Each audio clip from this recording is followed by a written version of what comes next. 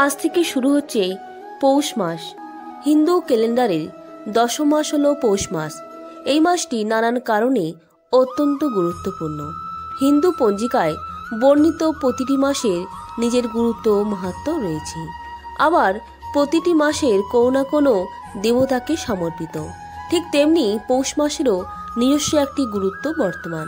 শাস্ত্রে এই মাসে সূর্য উপাসনার মাহাত্ম্য ব্যাখ্যা করা হয়েছে। নক্ষত্রের নামের ভিত্তিতে বাংলা মাসের নামকরণ করা হয়। পৌষ মাসের পূর্ণিমায় চন্দ্র পুষ্য নক্ষত্রে থাকে, তাই এই মাসকে পৌষ মাস বলা হয়ে থাকে। কারণ এই সময় পূর্বপুরুষদের উদ্দেশ্যে পিণ্ডদান ও শ্রাদ্ধ কর্ম করলে ব্যক্তির বিশেষ লাভ হয়। এর ফলে পূর্বপুরুষদের আত্মার শান্তি লাভ করে। তাই বন্ধুরা, আজকের ভিডিওতে আলোচনা করব যে বিষয়গুলি পৌষ মাসের মাহাত্ম্য, এই মাসে কি করবেন ও কি করবেন না, পৌষ মাসের সূর্য পূজার মাহাত্ম্য ও সূর্যকে প্রসন্ন করার মন্ত্র, এবং কেন এই মাসকে মল মাস ও খর মাস বলা হয়। আপনার প্রত্যেকের সঙ্গে থাকুন এবং শ্রবণ করুন। প্রথমে আমরা জেনে নেব এই পৌষ মাসে কি করবেন। এই মাসে সূর্যকে নিয়মিত জল নিবেদন করতে হবে। অর্ঘ্যকালে জলে রলি, নৈবেদ্য, গুড় এবং লাল ফুল যোগ করুন। অর্ঘ্য নিবেদনের সময় ওম আদিত্যই নম মন্ত্রটি জপ করুন। এই মাসটিকে নারায়ণ পূজার শ্রেষ্ঠ মাস বলে মনে করা হয়। এমন অবস্থায় গীতা পাঠ করুন, বিষ্ণুর সহস্রনাম পাঠ করুন এবং নারায়ণ মন্ত্রগুলি জপ করুন। পৌষ মাসে গায়ত্রী মন্ত্র জপ করা উপকারী বলে মনে করা হয়। গায়ত্রী মন্ত্র জপ কুণ্ডলিতে সূর্যের অবস্থানকে শক্তিশালী করে। পবিত্র নদীতে স্নান, পূজা এবং দান করার ক্ষেত্রে এই দিনগুলি অত্যন্ত পুণ্যদায়ী। এটি করলে বহুগুণ ফল পাওয়া যায়। বামন পুরাণ অনুসারে পৌষ মাসে গ্রহ, খাদ্য ইত্যাদি দান করলে ভগবান বিষ্ণু অত্যন্ত প্রসন্ন হয়ে থাকেন।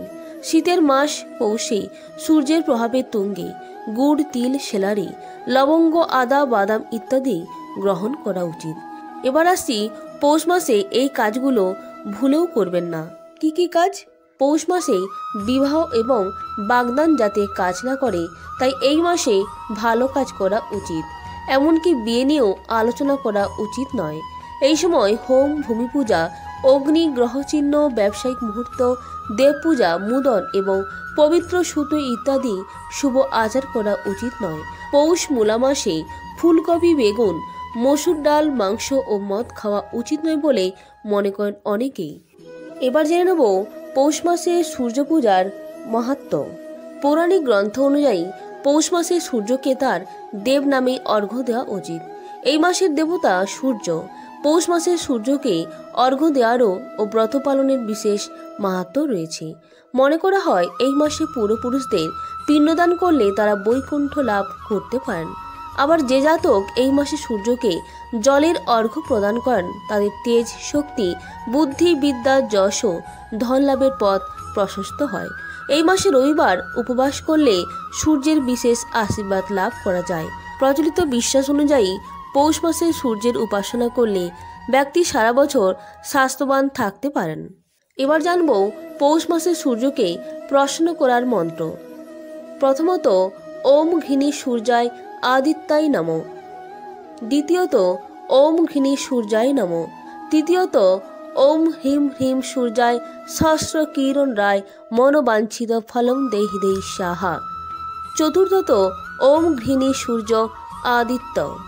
পঞ্চমত ওম হ্রিং ঘৃণী সূর্য আদিত্য ক্লিম ওম।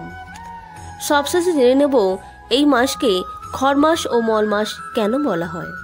সূর্য ধনুরাশিতে প্রবেশের সঙ্গে সঙ্গে পৌষ মাস শুরু হয়। এমন অবস্থায় পৃথিবীতে সূর্যের প্রভাব কমে যায় এবং এর কারণে দিন ছোট হয় এবং রাত হয় দীর্ঘ। যেহেতু সূর্যকে সমস্ত গ্রহের অধিপতি বলা হয়, তাই সূর্যের এই অবস্থান অন্যান্য গ্রহ এবং নক্ষত্রের উপরও বিরূপ প্রভাব ফেলে। তাই পৌষ মাসে সূর্যকে মলিন মনে করা হয় এবং এই মাসকে তাই খর মাস ও মল মাস বলা হয়। এই কারণে পৌষ মাসে সব ধরনের মাঙ্গলিক কাজ নিষিদ্ধ করা হয়েছে। মকর রাশিতে প্রবেশ করলে সূর্য উত্তরায়ণ হয় এবং এই শুভ দিনগুলি শুরু হয় এবং আবার শুভ কাজ শুরু হয়। বন্ধুরা, এই ছিল আজকের ভিডিওর মূল আলোচ্য বিষয়বস্তু। প্রত্যেকে ভালো থাকবেন, সুস্থ থাকবেন। ঈশ্বর আপনার মঙ্গল করুক। নমস্কার, ধন্যবাদ। হরে কৃষ্ণ, রাধে রাধে, হরি বল।